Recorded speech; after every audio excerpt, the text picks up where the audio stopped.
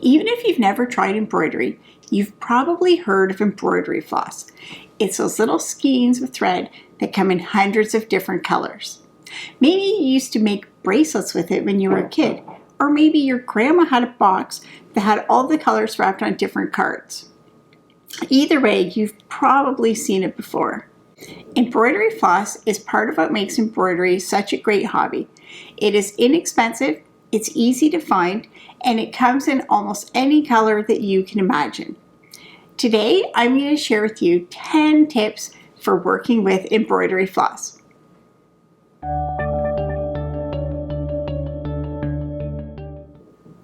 Floss comes in 8-meter skeins, or 8 3/4 yards, and it usually has 2 labels on each end, and one of the labels will have the color marked on it, which is usually a 3 or 4-digit number.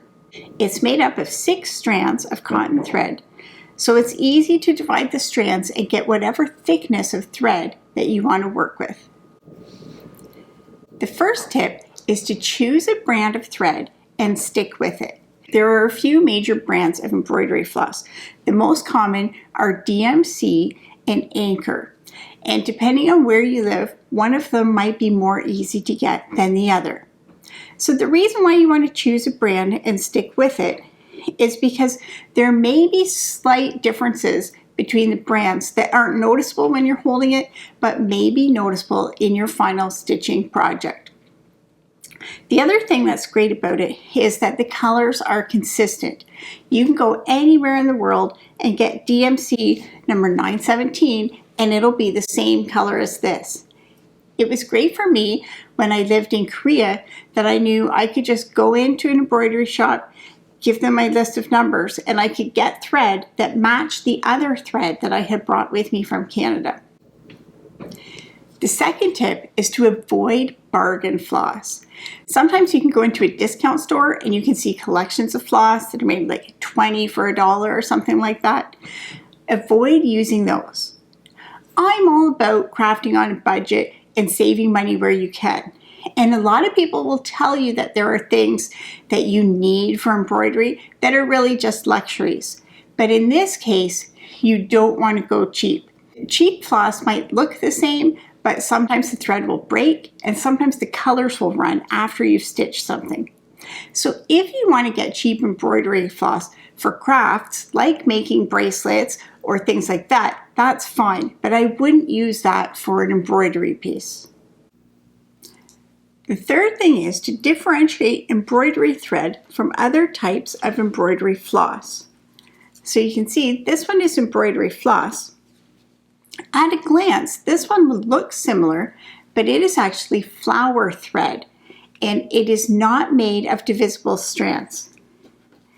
The same with this one, it's not the same. This one is pearl cotton that comes on a skein, and these are pearl cotton that comes in balls. So again, they're nice embroidery threads. They are made by DMC, so they do have that same label on them, but they're not embroidery floss. You can get lots of beautiful hand-dyed threads, some of which might be floss, but this one isn't embroidery floss because it's much thicker and it's not made up of 6 individual strands. So once you get into embroidery, there are lots of different kinds of threads available that you can use, but they're not embroidery floss. When you're starting a new skein, usually it will pull quite easily from the end that's exposed on the skein. But once you've been stitching with it for a while, it'll get thin and it won't be held in the wrappers the same. So you might want to use something else to store it. There are a few different storage systems, but the most common is to wrap it on little cardboard bobbins or to wrap it on a clothespin. And these are both great storage options. Just be sure that however you store it, you label the number so that you'll be able to match if you need to go get more partway through a project.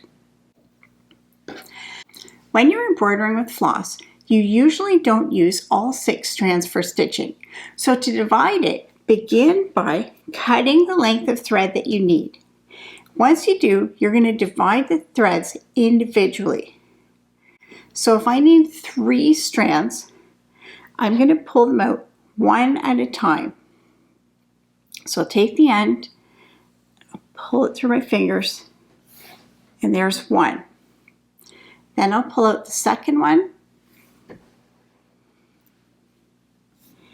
and the third one.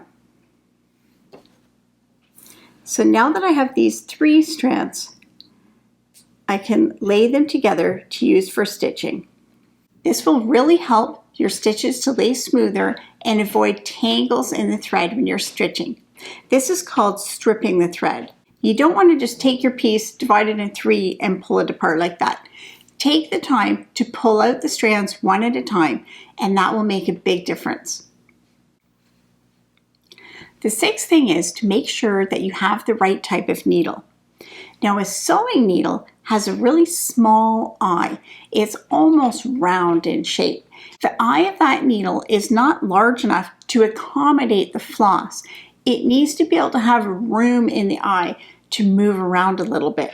So you want something with a longer eye.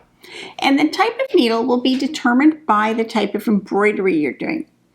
For example, if you're doing cross stitch, then you want something with a duller tip because it's going through the holes of the fabric. But if you're doing surface embroidery, you want a point on the end because you're going to be piercing the fabric. But both of these needles do have a long eye to be able to accommodate the thread. The 7th tip is to consider a laying tool depending on what kind of embroidery you're doing. And all a laying tool is something small that will help your stitches to lay smoothly and your threads to all lay parallel to each other. Now, there are tools that you can buy specifically for this purpose, and some of them will clip right on your finger. But you can also experiment with other things that you might have around. Even a larger tapestry needle can be used as a laying tool because you just use it to guide your threads and help them smooth out as you are stitching. The 8th tip is to use the correct number of strands for your project. If you're doing cross stitch, that will be determined by the count of your fabric or the distance between the holes in it. But if you're doing surface embroidery, you might not automatically know what size you want. So in that situation, start with 3 strands of floss, try it and see how it looks. And then if you want a larger lines, you can use more strands, or if you want smaller lines, you can use fewer strands. The 9th tip is to think about getting a color chart. And a color chart is just a list that has all the different colors with their numbers for whichever brand of floss you use. This is a really old color chart that I've had for many years, but it's still helpful because the colors all still have the same numbers. It just won't have any of the new colors in it. It's especially helpful if you're going to be ordering threads online, because then you can clearly see the colors and you're not dependent upon a screen that might have color variations. The 10th tip is to just have fun playing with it. Embroidery isn't brain surgery or rocket science. It's just a relaxing hobby. And if you end up using a different brand or the wrong number of strands or bargain floss, nobody's life is in danger. Nobody's going to die. Don't be so stressed trying to get perfection that you can't relax and enjoy the process. If something doesn't work out, in a worst case scenario, you can just start again. Have fun using embroidery floss in all your projects.